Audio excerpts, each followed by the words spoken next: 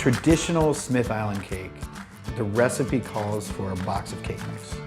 We're not going to use a box of cake mix. I'm going to bake the cakes from scratch. We're going to do it a little bit better.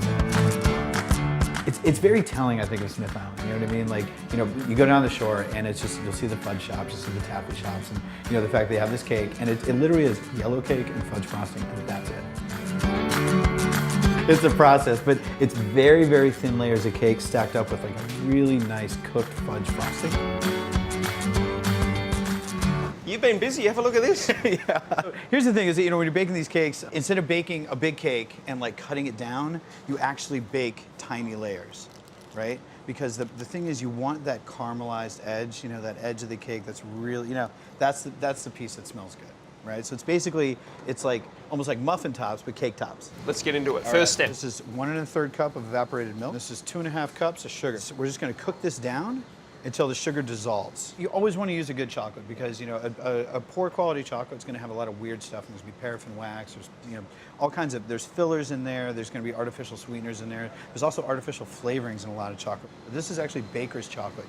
Baker's chocolate is unsweetened. Love it. Right? So you have cocoa butter and cocoa powder, and that's it. Wonderful. Yeah. All right.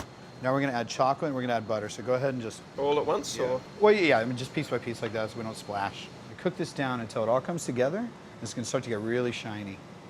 Yeah, look at this. There you go. Look at that. You happy with that? Can you give me about 2 teaspoons vanilla right in there? It's still a little too warm to work with. So I want to cool this frosting down really quick. So we're actually going to table it. So what we're going to do is we're going to just pour this hot frosting out onto the table. So you start spreading it out, right? And this is going to cool it down. There we go. It'll be nice and viscous and really thick.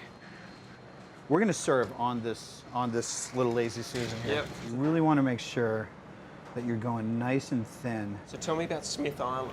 Now, I've heard a couple of stories in the early 1900s. The fishermen would be going out to sea, and all their wives would make this cake as like a symbolic reminder to come back.